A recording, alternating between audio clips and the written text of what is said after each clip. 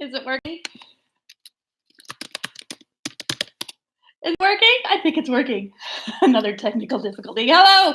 Good morning. I'm Lise Colucci, and I'm one of the life coaches at queenbeing.com, where we help you to discover, understand, and overcome narcissistic abuse in toxic relationships. Hi, Karina and Jenny. Oh, good. It's working. Excellent. All right. I don't know what happened, but there was no camera. It was just a black screen. So fixed it. All right. So if you need any help, it's not working. You can't see it. Can you see me or just hear me or what's going on? Because on my end, it looks normal. Hi, doll. Let me know. Let me know if it's working. I may have to restart this. Hey, there I am. Okay, good. Oh, you can see me good. Yes. Okay, we got this. Got this. All right. So if you need any help with recovery from narcissistic abuse, head over to queenbeing.com, where there's a ton of information and all the goodies over there for finding ways to help yourself heal and finding information on what you're dealing with when you think you might be dealing with a narcissist. Also information over there about coaching if that is needed. Wanted to talk to you just a second about that. I am offering 35% off on one-on-one coaching, 1 hour sessions. So it's bringing the price super, super low as far as coaching goes for the holidays. So it starts now. It goes all the way through January 1st. You can check out in the main description, just click the button to my coaching. You'll see the link there for it. And if you know anyone who needs that, pass it along, because that is a limited offer, and it is hopefully to help people get through the holidays. Right? Okay. So there's that. And that's it. So if you need any peer group, you can check out over on SPAN, which is on Facebook. It's all linked in queenbeing.com. So, okay, here we go. Talking about agency today, self-agency and decision-making. Somebody asked me if I had a video about decision-making. I know there is one. You can find it, so let's do it again. Here we go. Hello, Martha, Angela, Kay, Kobe, Frank and Doll, Vicky, and Fashion Family, and Jenny. Okay, all right. So, agency. What is agency? It is your will and your sense of action upon that will. So it's being self-generated. It's a self-generated action based on your own will. Can you just hear in that how a narcissist would completely destroy that capacity that you have to act upon your own will?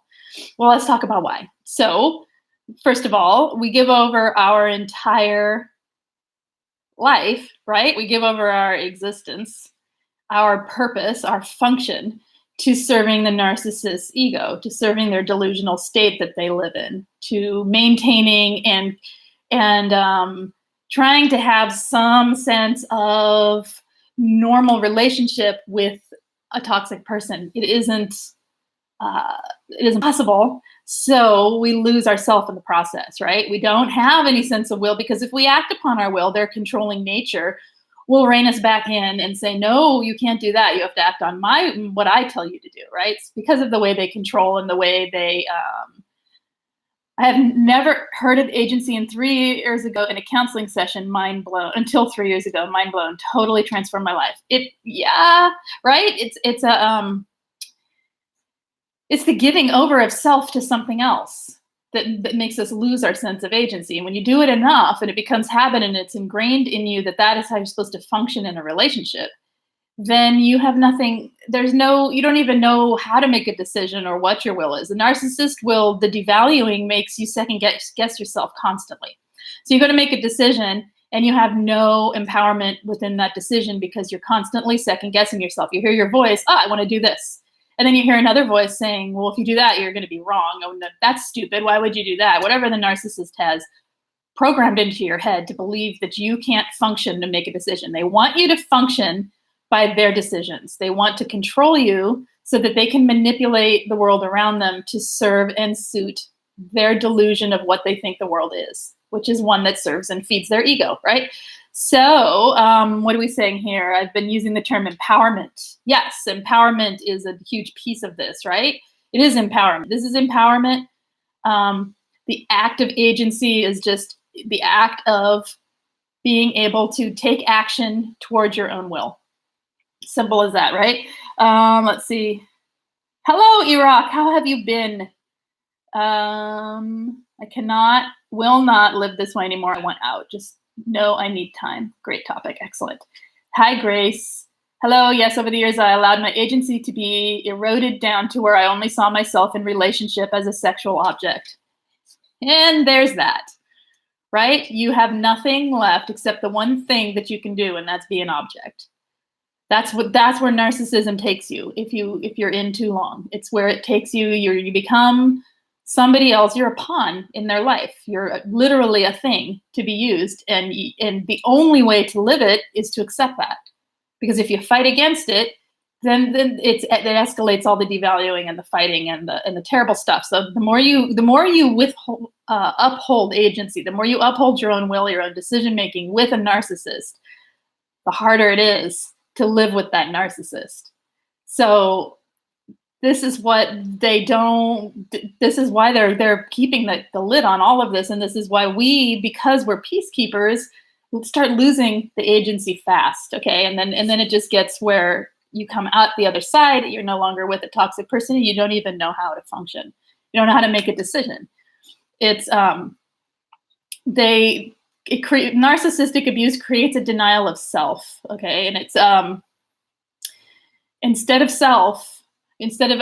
of having a sense of self as a survivor, you have the sense of what you mean to that toxic person. So you become enmeshed with their delusion of what they need the world to look like. And that's it. That's all you are. It isn't all you are. It isn't all you are, but it's what you feel like, right? It's the way it feels. And it's really hard to regain this. It's scary. It's scary to regain agency when you now believe that you can't make a decision because everything you do is wrong. Or you just don't even know. You just don't even know how. You don't even know what you want. There's narcissistic abuse creates a judgment and a sense of need for perfectionism in yourself, especially when you've had it from childhood. It creates a lot of people are extreme perfectionists when they are survivors of childhood narcissistic abuse. How can you make a decision from a perfectionist standpoint? How? You can't. Every decision would be wrong because there is no right, perfect decision. There isn't. There's always an element of risk in every decision you make. So how could you do it, right? Your self-esteem from narcissistic abuse is utterly destroyed, right? We know this. This is a major thing. So let's talk about, and so that's kind of the whys. And there's other whys. There's tons of whys of why this happens. But let's talk about tips for how to move forward and get out of that trap. That's more important. Let's see. Iraq Haley's been going through some tough times. Oh no, peeking your head back out, so to speak. Good. I'm glad you're back. You keep coming, okay? Because maybe that will help you. At least give you some support, right? This is the hole I'm trying to pull myself from. Excellent. Not excellent, but you know what I mean. Glad you're here. Provokes anger in so many levels. I see there's no way to realize. It's designed to make us fall in a game we never intended to play, but caught on the wheel. Exactly. And if you had a strong sense of agency, what would you do? Step off the wheel. But see, they break down your sense of self, your sense of ability to act upon your will, your empowerment. They break down that through the abuse. And so you can't step off the wheel. Well, you can. Mostly we fall off the wheel, stand up and go, where am I? Right? We don't jump off the wheel. Some people do, but that takes a lot of self-work and healing in order to get to the place where often for people to be able to step off that wheel, right? Happy Parasite-Free Friday. How many days now, Danielle? How many? Abstract painting broke a lot of perfectionist issues. Not all, look, yeah, that's good. You just received the notification. That took a while. Mine came right away. I don't know. I have it set so I can see how fast it gets there. It's designed to make us fall in a game. Oh, you already said that. I read that. Hi, I just realized, where am I? Okay. Lise, I am tagging group members into this broadcast. Again, great subject. Thank you. I appreciate that. Hopefully they will come in and participate because the more questions, the better. I could just get going. All right. Fear of making bad decisions sometimes pops up, but it's getting better. Good. 150 days and Hoover free. 154 days. So I forgot the four. And Hoover free. Excellent. Here's to 100 million of those days Hoover free. All right. So some tips for how to regain agency, which is why we're here. So one thing with self-agency, one thing with agency in general is a part people don't think about, and it's their body. The connection you have to your body actually helps you be present to what's happening in the moment, and it actually helps you to make better decisions. Weird, right? But it's true.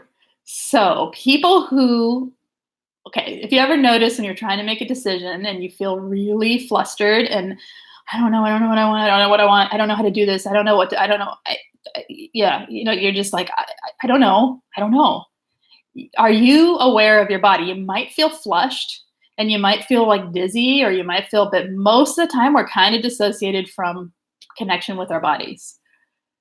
Coming back into your body, meaning being aware of your breathing, being aware of your sense of self in the room, your sense of who you are. This took me a long time. This used to like freak me out when I first started feeling it, because it was too big. So little tiny things might be just noticing your feet are on the floor. That's it. Okay, here I am. And then slowly coming back. And as I calmed down, this went away. And as I did the next step, which I'll say, it went away a lot. So being aware and in touch with your body gives you a better sense of being in the moment. When you're in the moment, you can make a decision in the moment. You can make a choice in the moment. Do I want chocolate or vanilla? It's the silliest things that we can't make decisions on too. Often it's the tiny things, it's the big things. The big things are really hard. Sometimes the big things are easier though, because we get the passion behind it. But it's just life. It's living life and with no empowerment and no sense of your own will, and we're detached from the experience of being in the moment. So it is one of the one thing I read is coming into your body and feeling the contact of being there in your body can help you with this, which sounds weird until you hear the next part, which is move your body, right? Trying things to move your body. Our body has its own will, right? It's meant to move and be propelled through space by our feet and our hands and movement and our bodies and our muscles. And our bodies aren't meant to sit stationary and just stare at nothing, right? We're meant to move. That's why we're in a body. We're propelled forward. We're propelled backwards. We relax. We stand up. We tense our muscles. We relax our muscles. Our bodies are meant for movement. When we're frozen in that state of lack of decision making, there's not a whole lot of movement going on, or we're frantically moving and there's no we're buckling and we're touching things and we're knocking things over and probably unplugging our camera. Don't do that, Lise. Okay, I've done that before and that ends it. We're moving around and we're not really aware or in contact with our body. So movement like walking, dancing, yoga, anything with flow, rhythm, breathing, connection to yourself can help you anchor into your body. And it can also help your brain, like the cross movement of walking with the legs and arms, movement of dance where you're having to intentionally place a body part into a specific place in space and then bring it back, or whatever you're doing with intention with your brain. You're using your brain to dance, right? You're not just dancing, you're not just flailing around the room. So doing something really specific, well, maybe you are, but I would say finding something that isn't like that. Like that's great and free and like releases the emotions to just kind of a static dance and kind of move. But having something with rhythm and intention and form can help your brain understand that it can act on its will through movement. And it can help you bring like symmetry and balance into the body, which helps your mind. It all goes together. If our body is out of whack, our mind's out of whack, our emotions are out of whack, and likewise with the other parts. So it's finding ways. Sometimes when you're going at decision making, if all you're doing is using your brain, all you're going to do is spin your wheels. And again, how do we jump off that wheel? It takes intention. So finding something that's completely different, like using your body, is helpful. Okay, keep going. What are we saying? Paralysis by analysis. Exactly. Yeah. Um, okay, you're unable to move a lot because of multiple sclerosis. So, and yeah, that would drive a person, like, it would make you feel. I can imagine what it would make you feel. Well, so what can you do with your body that you what it's good for the brain, right? We know this. So what can you do? Doesn't have to be big. It can be sitting, you're not moving, maybe you're flexing a muscle, or maybe you're um, doing breathing exercises. And but not just like breathe in, breathe out, like actually fill your belly fill with air and actually use your stomach muscles to push that air back out. Things like that, just something where you're connecting your brain and your body together can be helpful. I kind of wonder if it would alleviate some of the frustration from um, the what you're driving yourself crazy with there. If you are able to find little bits that you can, I don't know. I mean, I don't know the limitations that you're living with, so I can't. I'm not trying to minimize those. I'm just trying to think of teeny tiny ways. You might look up the what you have going on and ways to exercise. Just Google it and see if there's any suggestions. Um, you get fatigued really fast. Okay, so can you do things sitting down? Like if you were to, like, say, lift your arms above your head sitting down 5 times while you breathed. Breathe in when you lift up, exhale when you put your arms down. Can you do things like that? Like any little thing is getting your awareness into the body. That's the whole point. It isn't that you need to be vigorously exercising and doing the whole yoga flow thing. Okay, and you might look up, a suggestion might be sitting yoga, seated yoga, where it is designed for people who have physical limitations. There's a great one that I did when my back was hurting. I can't remember who it was.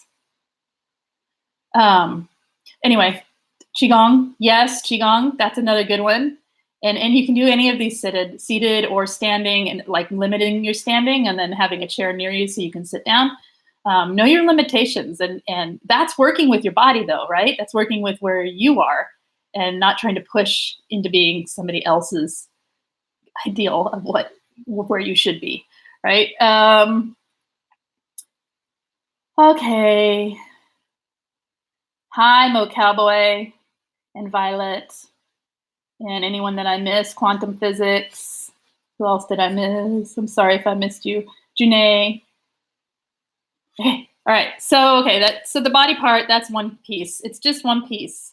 There's all kinds of other ways to regain agency. It's a piece people don't talk about because, like, it doesn't make sense why it would go together, but it really does. Think about how frozen you feel in a narcissistic relationship, how stuck you feel. If you're able to move, you're unsticking. If you can't move because of physical limitations, move in other ways, right? Move in other ways, or isometrics. You can do that. Yeah, those are as many as I can think of at the top of my head. Hopefully that one will suit you and it will help. So attention focusing skills. When you are so wrapped up in the inability to make a decision, you got PTSD, your cognitive function is completely tapped out because of the overwhelm.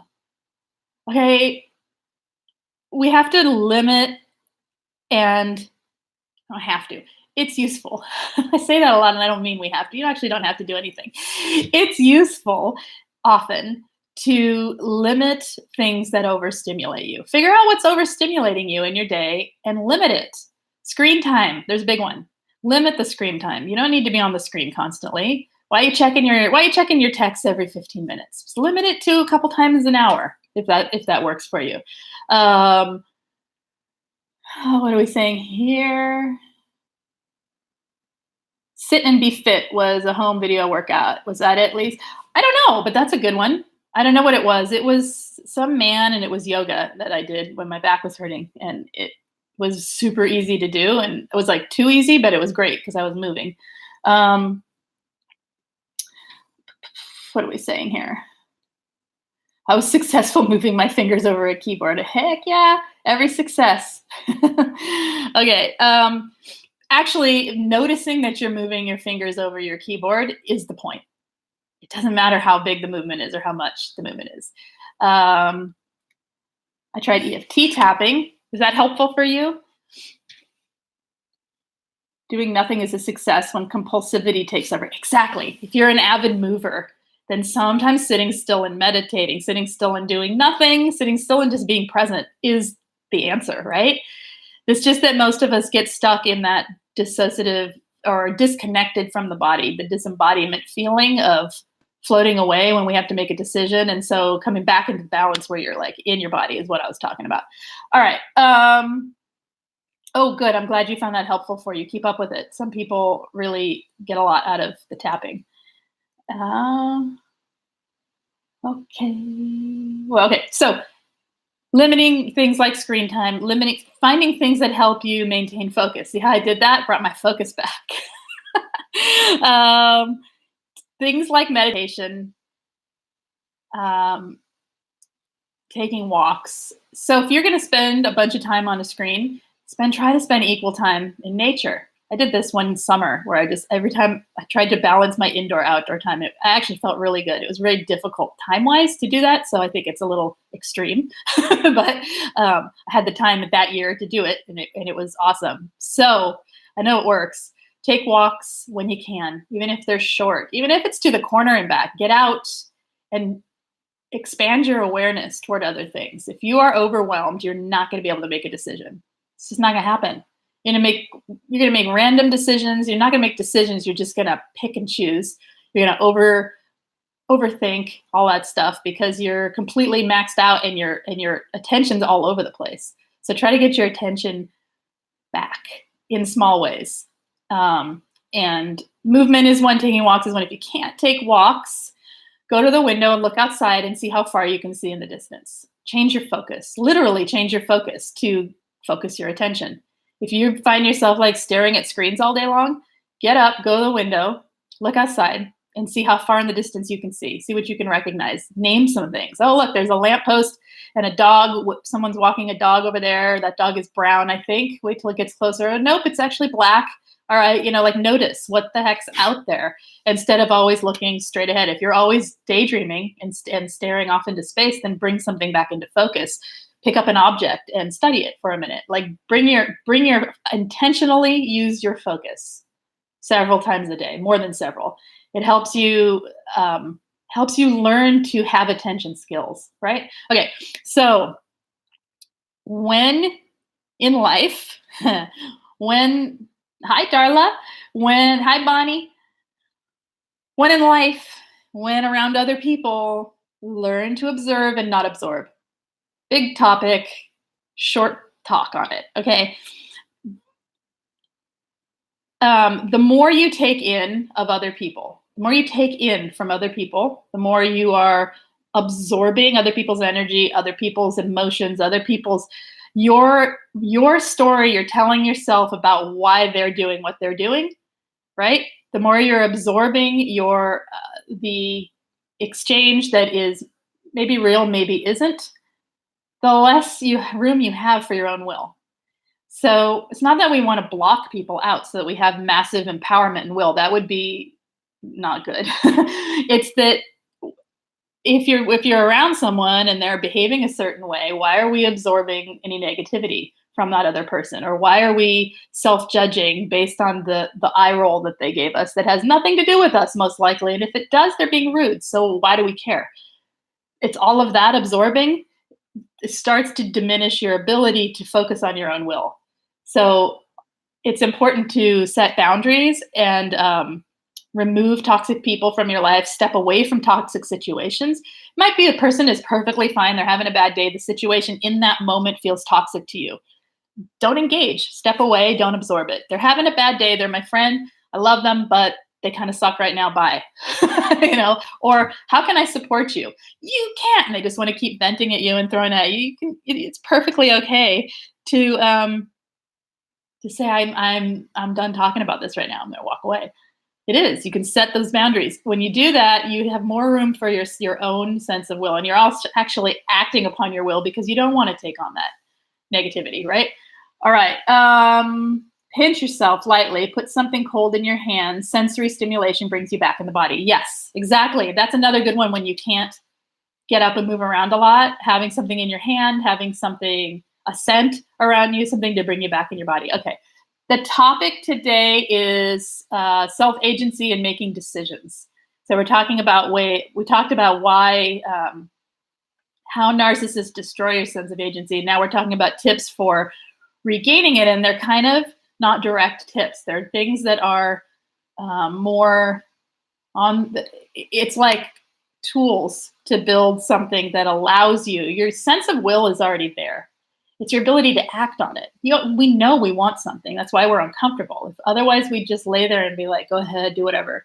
We we have our sense of will inside us. It's already there. It's our ability to act on it that we lose, and our even knowing what it is we want when we make a decision. Okay.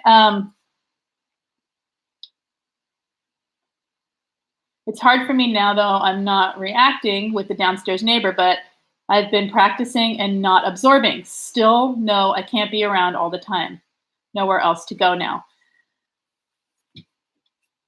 Away from them as much as you can. Oh, you had a job interview. Excellent. Try to looking at the little successes and the ways you do get away instead of where you can't get away. When you're feeling really trapped, try seeing where you do find some space from the toxicity so that you don't feel like you're buried under by it. There is you're telling me you're having some successes, so try to focus on those for as much as you can. It is so hard taking your power back, but that's nice. You got it. Excellent. Yes, I missed that. Been practicing at the new job, trying to stay focused on me and my work and not get wrapped up in overthinking of people's actions. So far, so good. Isn't it liberating? It's so freeing to not, it's almost like I don't care. Not that I don't care about other people. I just don't care about the drama. I've had enough drama. I don't care about the drama. I care more about like actual healthy interactions than drama. Let's see. What are we doing here? Okay, I'm gonna keep going. All right, so more than that, let's see. So boundary setting is important. We talked about that. Paying attention to when you're in a situation with other people, one thing that happens is we can get really sucked into the groupthink, right? You can get really sucked into listening to other people and losing your sense of what you actually think or feel in the situation. We don't have to hold on so hard that we're not open to other people, but there's something about getting lost in the groupthink and losing your sense of self. So sometimes what helps me with that is active listening. If you can learn to active listen, and that's a whole long topic, so you can look it up, what I mean by that. It's basically listening without judgment and without my need to storytell. I'm just listening to the other person. I already know what I think. I don't need to hold on to it so hard while I'm listening to you. You can tell me a completely opposing, unless I'm really not in the mood to active listen. If you tell someone a completely opposing viewpoint, you can sit and hear it without the need to debate and argue it because you're trying to listen for what the person is actually saying. Doing that separates me from the enmeshed sort of absorption of other people's beliefs. Doesn't mean I don't take in the little gems of wisdom that they're throwing at me, because there's usually some in there, right? But what it means is that I'm not emotionally falling into it, just waiting to debate it, right? Or just waiting to agree with it, depending on the thing. So that's one way I set a boundary and I don't absorb. So there's that. Okay. Boundaries are my problem. The why I keep dating the same kind of men. So start looking at why you can't withhold your boundaries. What is it about it that is easier, or is like which boundaries are being crossed, and what do you believe about yourself that allows them to be crossed? Does that make sense? I can think of certain ones in my life, and they're tricky to place because they don't feel as important at the time. And then afterwards you're like, oh, I should have set a boundary there. Yeah. But this is learning. This is growth, right? We're not going to just like build boundaries and then we are boundary people and life can't permeate us and things won't hurt us. This is growth and it's continuous. This is how people, I'm too helpful. And so why do you need to be helpful? What if you weren't? What would that mean? Excellent. I'm glad the trauma bond is getting less. If you had mostly narcissists in your life and prepared to lose many friends and family. Yes. Prepare to be alone. It's okay. Being alone's good. You're your best company. When your choice is you or toxic people, you're always the better answer. It's simple. It's lonely. It's okay. Lonely isn't a bad word. It means you're alone and you're not alone. There's a world full of other people. I mean, there's this right here. You're not 100% completely alone, like on an island with no contact with any other human beings. That isn't the truth. It feels alone. It feels lonely. We can self-isolate and make it more lonely, or we can learn to work on these things and get back out into life and enjoy exchanges with other people, right? So people who aren't toxic. And they're out there. There's lots of us. There's no magic fairy going to slap us upside the head with a wand. Poof, we'd be healed. Nope. If I was that fairy, I would have a really fun life flying all over the world, slapping people upside the head with my wand. Or if there was one, I don't know. Yeah.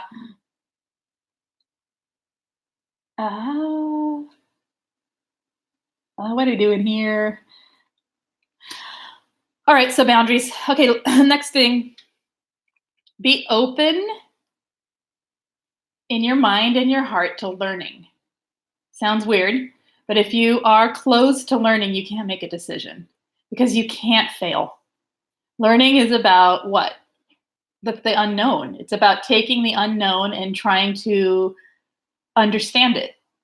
If you're not open to that in your life, in any area, then it can affect your decision making. It can affect because it blocks your ability to be able to say yes to something new and different.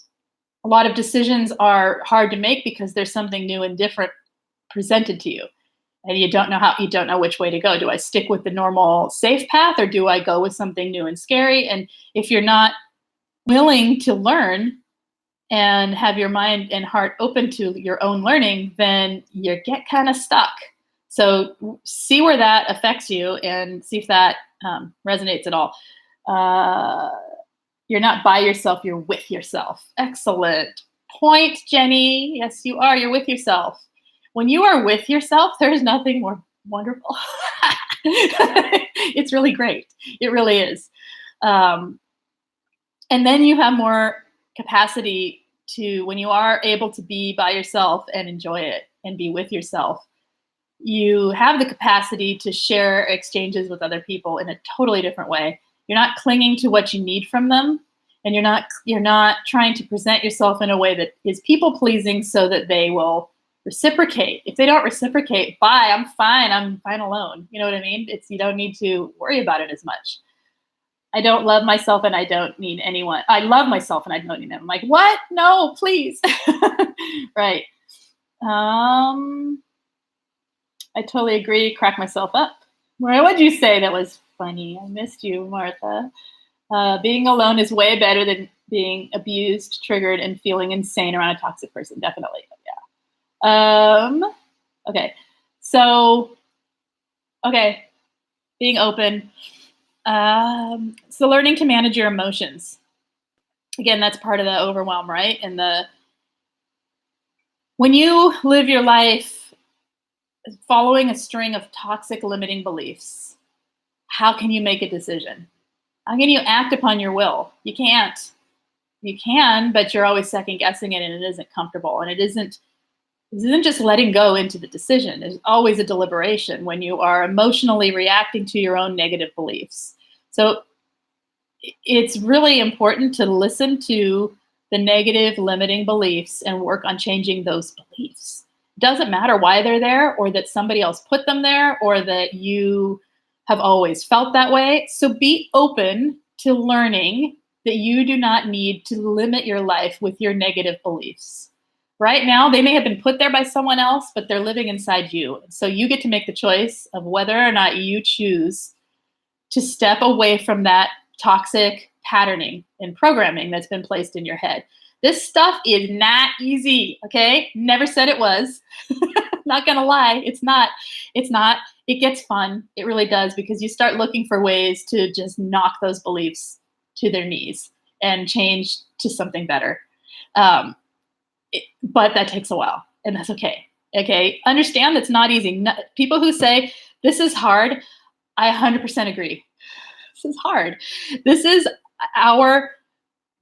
the difference between us and somebody who's toxic. Somebody who's toxic will not take on the things they need to do to make change in their life to improve things. They won't. They have no accountability. What I'm talking about here is ultimate accountability. You have to have accountability to have agency. You have to have accountability to yourself to act upon your will. You just do. So, I mean, it's not like some magic's going to happen and you're just going to like be in this la la happy land and all decisions are easy. It's not going to happen. Well, it might, but that's probably some kind of delusional state that you're in if that's the case. So making a true decision from your sense of what you want for yourself, your will, you're acting upon the force that's in you that is driving you to even decide to have a decision.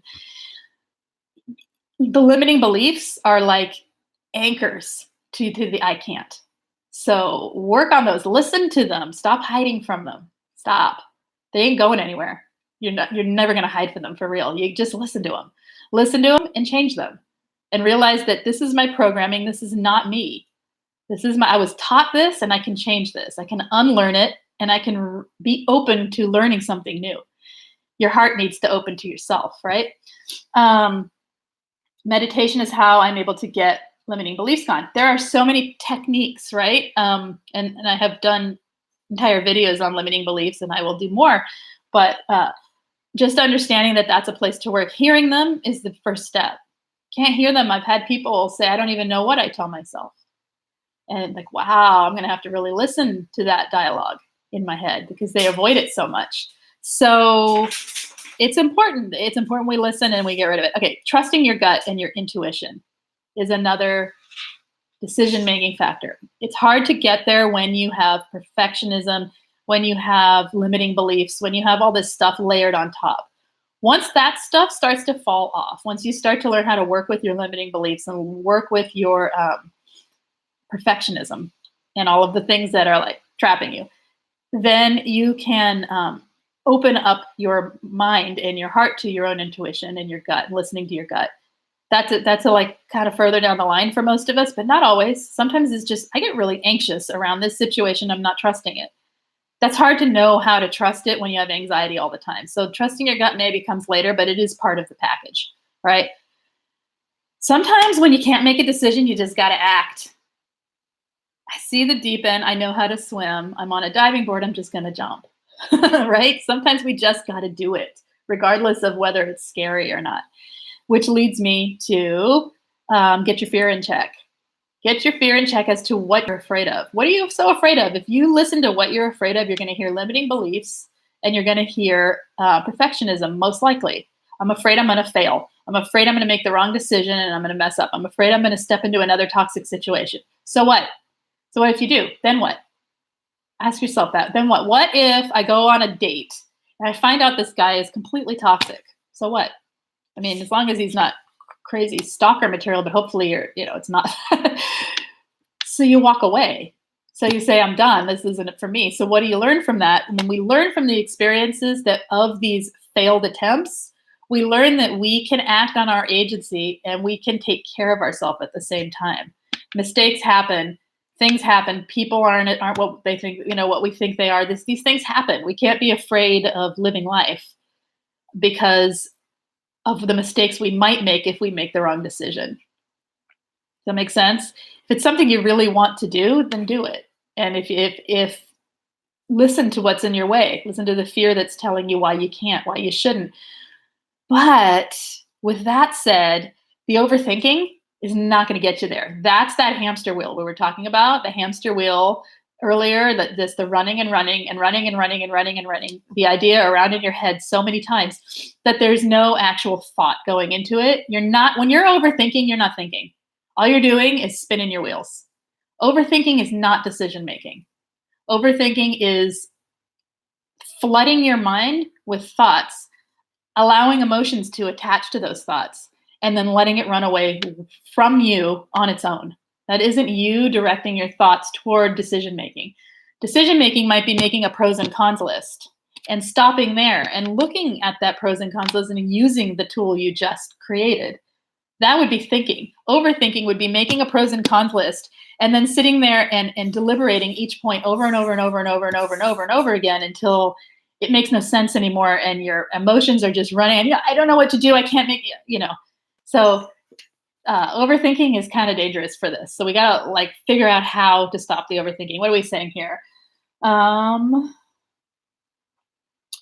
the difference between your emotions and your gut instincts. I guess it's kind of what you're talking about. Yeah, that would be a long talk, and I have 10 more minutes here. So I can do something on that another time. Like, when is it instinct and when is it your emotions and when is it real and when is it not? I mean, that's kind of personal, but it's there. I'm sure there's things to talk about it there.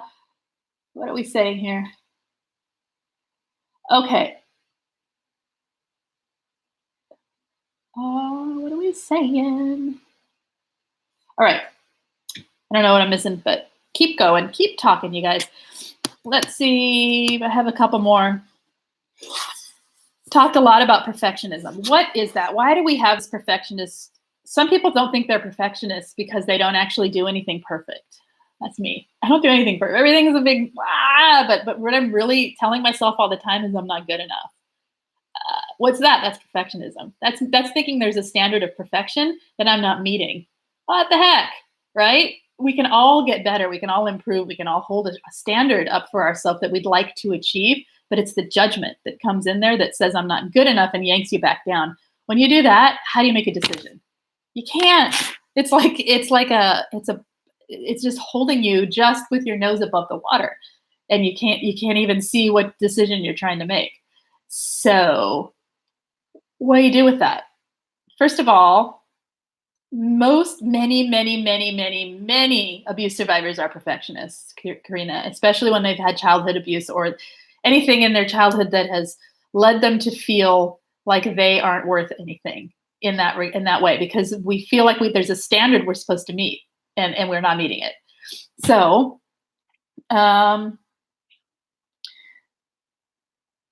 so what do you do? So number one, there's no such thing as perfect.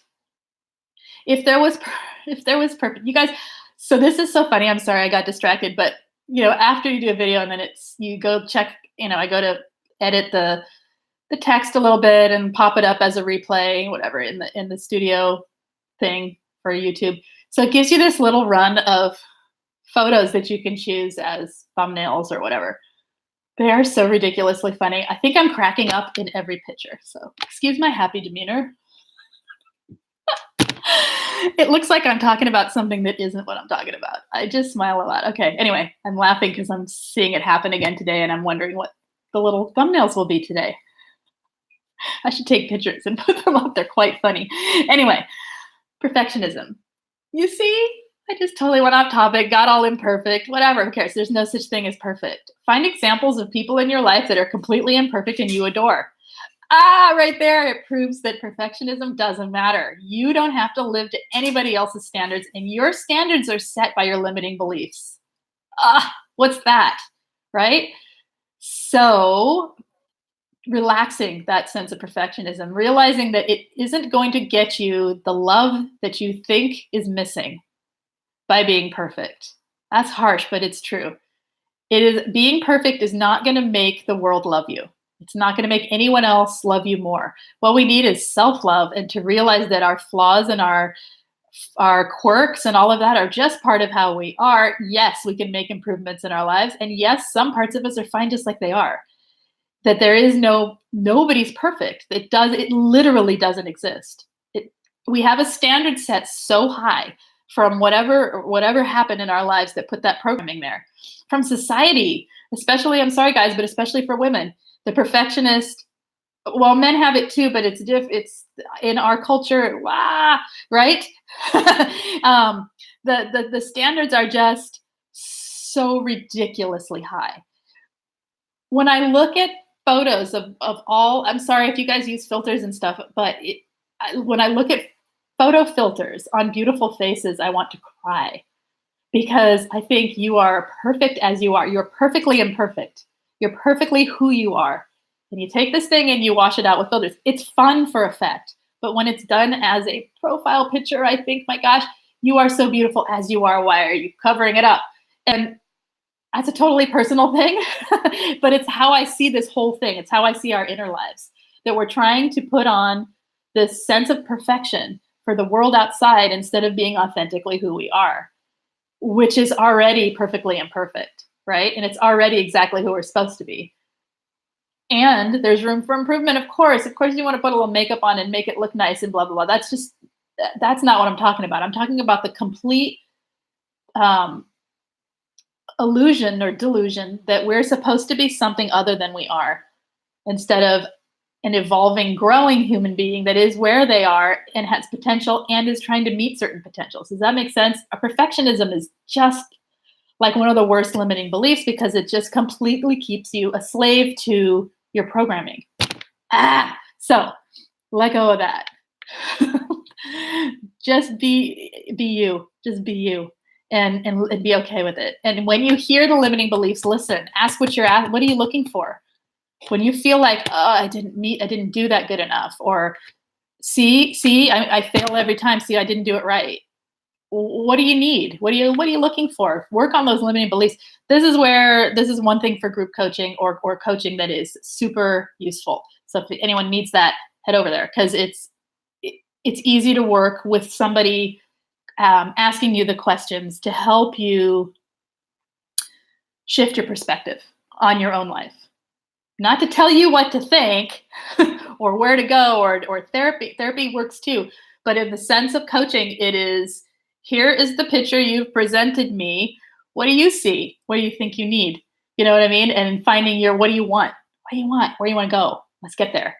Instead of, I have to meet everyone else's standards. Anyway, I could go off about perfectionism for a long time because you killed off perfectionism like an evil clone. Excellent. When you are on the other side of perfectionism, it is so fun. It's so much more fun. Perfectionism's like the curmudgeon, right? It's like a curmudgeon that holds you under with all its negative judgment. Okay, it's very liberating. Yeah. The psychological gymnastics the narcissist must do to maintain that. Let her have her story. Yeah, they let them. Oh my God, I waste so much time trying to make everything perfect, which doesn't actually ever happen because it's always morphing as I'm drawing. It's a good practice to accept. And when you create, Violet, from that space, when you create create a sketch, a drawing, or whatever, a piece of art, of course you want to improve your skills. That's different. I'm working on shading today. I'm working on this today, whatever. Of course you start finding a voice that's authentically yours. When you let go of how you think other people should want it to see, of it looking exactly the way you think it should, and you let go of that and just create. And then combine that with learning new skills and improving certain aspects. Like maybe you look at it and you think, I could work on shading. I can see where, oh, no, don't start barking now, please. Hey guys, no. Anyway, then you create something so authentic that the imperfection of it is what makes it beautiful. It's what gives it life, right? The life is in the in between. It's not in the like static plastic perfect vision. That's why I hate filters. There's no life in them. When I look at people's photos, I'm like, where's your life? Where's you? I want to see you. I don't want to see that. Anyway, okay. Okay. Being yourself is important, right? Okay. What am I missing? Okay, we are learning to take back our power and our own voice. Absolutely. And finding that voice and being not afraid to express that voice. And I have like 3 minutes. So if anyone else has anything they want to talk about, please hit me up. What do I have? Okay, real quick. Got your fear in check. We talked about that. Allow for failure. That's part of it. Allow for failure. Failure is part of growth. Failure is an invention. Failure is a stepping stone to something better. Does that make sense? Failure isn't a bad thing. Let go of the negative, positive. I mean, a true failure would be giving up, right? And when we give up, when we adapt perfectionist attitudes, when we say I can't, that's the failure. Okay, that's the true failure, and that's easily corrected by just making a decision and doing. Letting go and stopping doing something because you don't enjoy it is not a failure. Realizing that isn't your thing, and maybe you want to be doing something else instead that's more your thing, that is not a failure. That's just learning. Letting go of things that don't work for you is not a failure. Leaving a toxic relationship is not a failure. If you've had multiple toxic relationships and you have left, or you are out of them and you're staying out of them, you have not failed. Okay, you don't have failed marriages. What you have is you've had toxic relationships that you have found your way out of.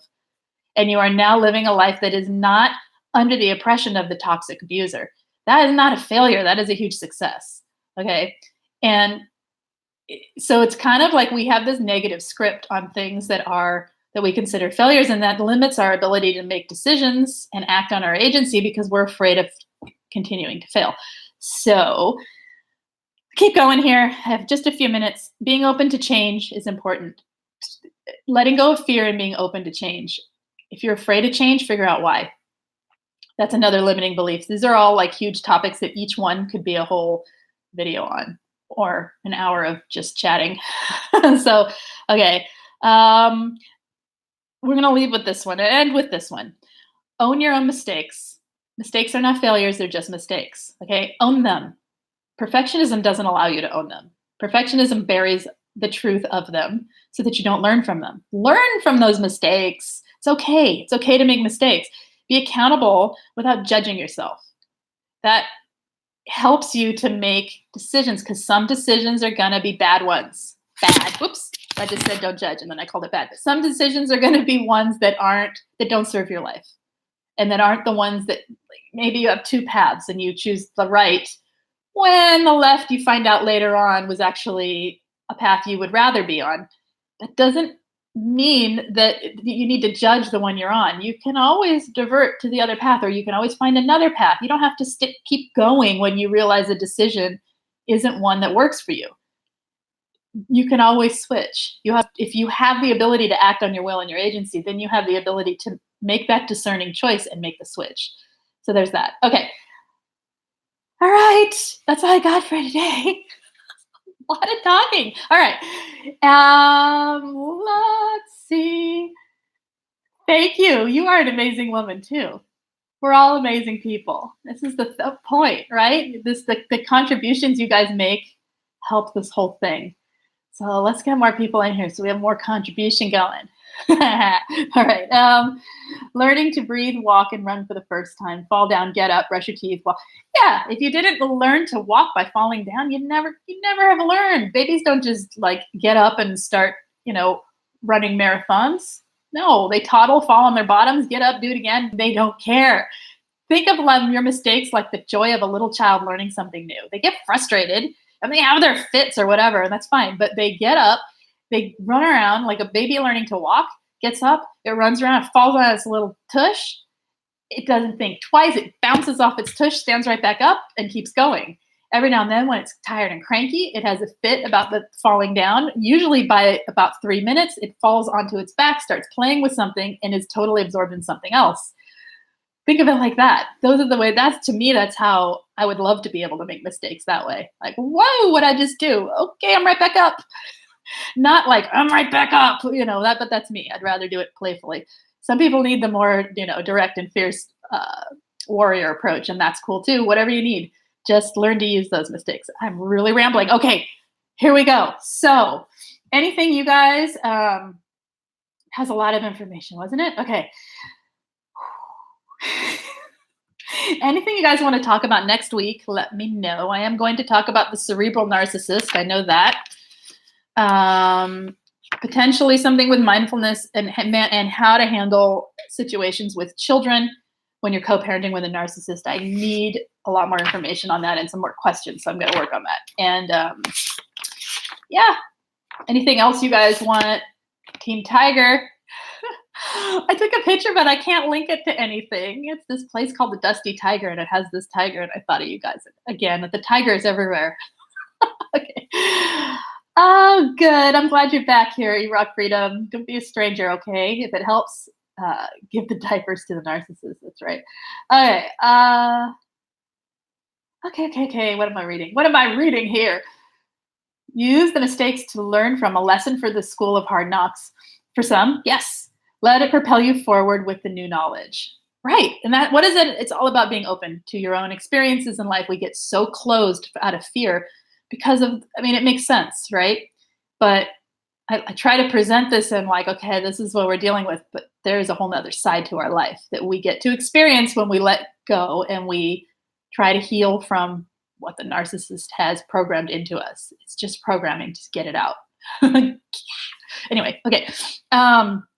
If you would like text notifications of my going live, text me at 33222.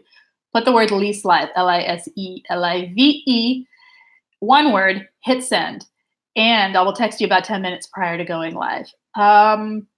Share these videos, guys. Anyone that you think needs them, get the word out because you get more people in here, right? Hit the thumbs up, hit the subscribe, all that good stuff. What else? What's coming up? Group coaching is always available. It is in the main description of every video. It starts at the beginning of the month technically, but you can start anytime. I just prorate it so you get a month's worth. I think that's it. I am running a special from now, starting today, all the way through January 1st, 35% off of one-on-one coaching for 1 hour. So brings the price down almost to a half an hour's price. It's a little bit more, but it's a good deal. So if anyone needs that, it's there, and it's there specifically, hopefully, to help people get through the holidays and whatever's needed at this time in their life. And you can, that's that. It's what am I trying to say? The information for it is in the main description of every video. You can just click the link to my schedule if you need that. Anything else? Yes. If you need help with narcissistic abuse, please head over to queenbeing.com. Tons of information over there.